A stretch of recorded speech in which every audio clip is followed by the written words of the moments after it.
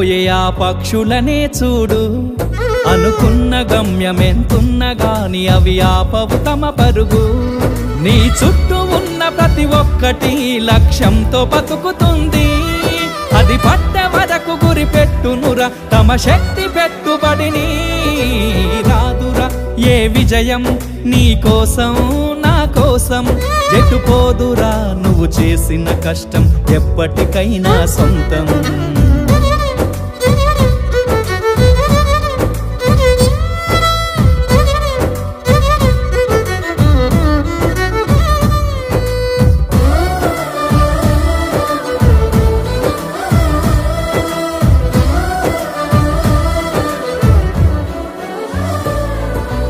ఎంత చేసినా ఎదగలేదని దిగులు చెందబోకు.